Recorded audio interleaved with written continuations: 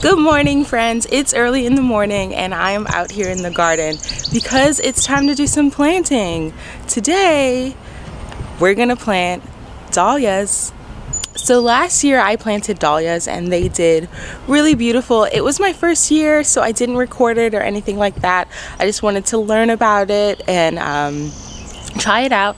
But this year, since I could do it last year, I decided to record. So I'm going to be planting 2 dahlias today. Both of these are from Eden Brothers and they both are beautiful varieties. The first is probably the most popular dahlia. They are Cafe au Lait. These blooms are really special because they have an almost beige blush quality that you really don't find in nature that often, and they're huge. They're dinner plate dahlias. They're the size of a dinner plate. The second dahlia that I'm going to be planting is Wizard of Oz, and this is a ball dahlia, I believe. It's a bit smaller, but it's really beautiful, a really beautiful pink and white combination, and I think the two will go really well together, and I just like them. I'm going to be able to give bouquets to friends and family, and of course make them for myself throughout this summer season, growing them here in my garden. So I'm going to be growing these dahlias right on top of this retaining wall. It's a great location for dahlias because it is full sun. It gets sun from pretty much sun up to sundown. It also has amazing well-draining soil, which is rare in my garden because here in zone 7A we've got a lot of clay, but because this is on top of a retaining wall, water drains really well through the drainage system in the wall and out to below. So this is going to be a great well-draining spot.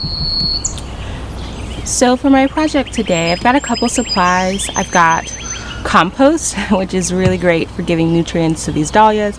I've got the actual dahlias. I've got a hand trowel that I'm going to use to work in these amendments to the soil.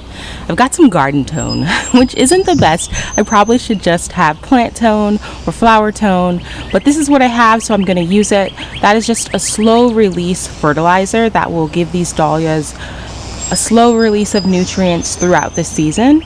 I'll reapply some point during the season. And I've got Sluggo. Sluggo is really helpful for use with dahlias in places where you have slugs, because slugs like to eat immature dahlia plants. So these are my supplies that I'm going to work with. So the first step in this process is to remove any existing weeds. There's kind of a few in this bed, so I'm just going to clear that out because we don't want those weeds competing with our dahlia tubers. Believe it or not, but I managed to somehow overwinter dahlias in zone 7A by doing absolutely nothing. That is a leftover dinner plate dahlia. This is crazy, right? From last season. They're white dahlias. As you can see, there's like a sprout. There's 2 different sections where there are sprouts, and those are the 2 different dahlias. Somehow they overwintered. Well, now that my planting bed is clear and I've got an existing dahlia that I'm going to keep, I'm going to go ahead and work in my amendments. This is just working in that compost and the slow release fertilizer. I'm adding a layer of 2 to 4 inches of the compost.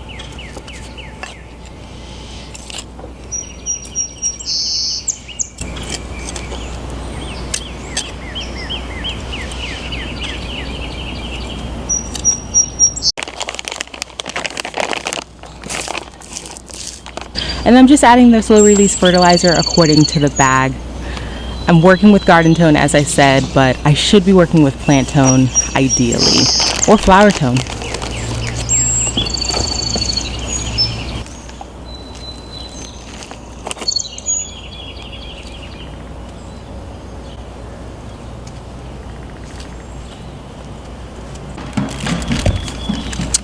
Now that my amendments are all worked in, I'm going to go ahead and place my dahlias.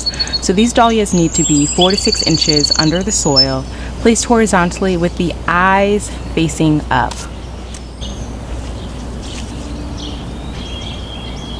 And here's a close-up of one of the dahlia tubers. That growth point right there, that is an eye, so that is what we want facing up.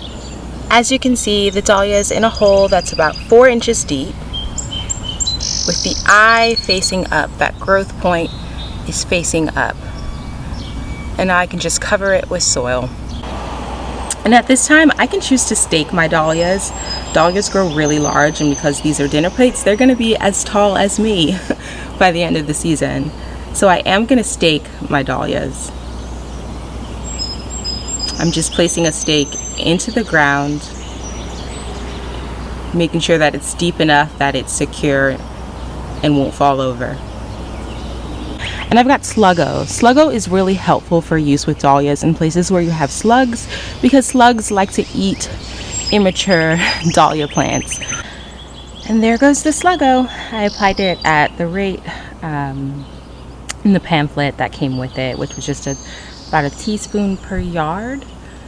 And now I'm just going to lightly mulch these. I don't want to mulch them too much because dahlias can rot if they get too much water. I'm also not going to water these in because I don't want them to rot, and they'll do fine with the water that Mother Nature gives them here.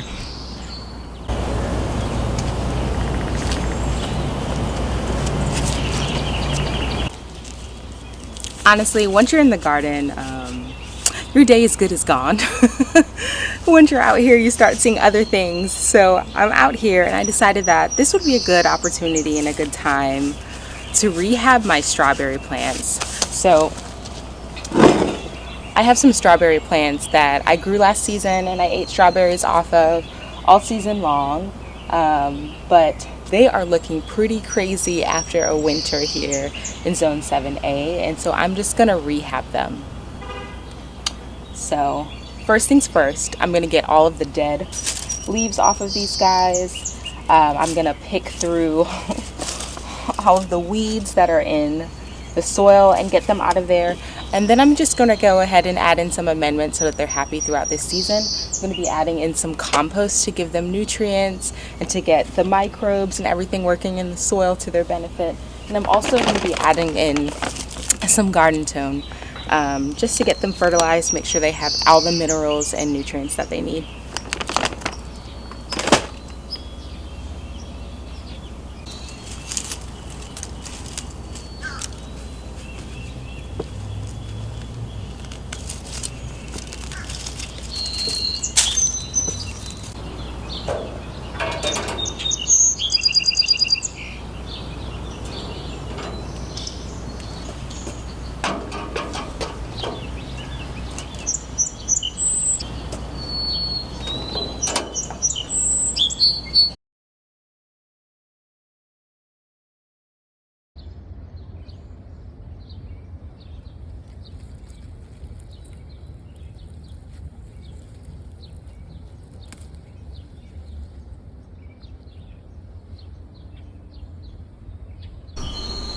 Well, that's all for today. The strawberries are in place, in full sun, where they're going to be really happy. That compost and the fertilizer is really going to rejig them for the season.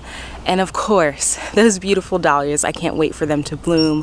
I will be sure to update you guys and show you when they do. Thank you so much for watching.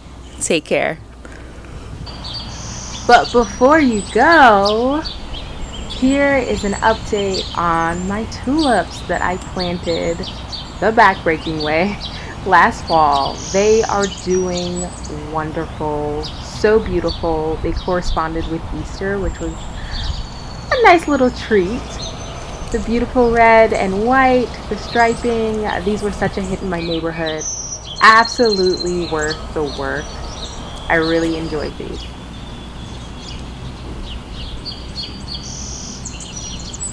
And for anyone who's wondering, these tulips are from Color Blends. I put them together myself, but they are two of their separate varieties, the Marilyn and the Kingsblood. I think they really complement one another, and again, they have been such a joy this season. Please enjoy this film.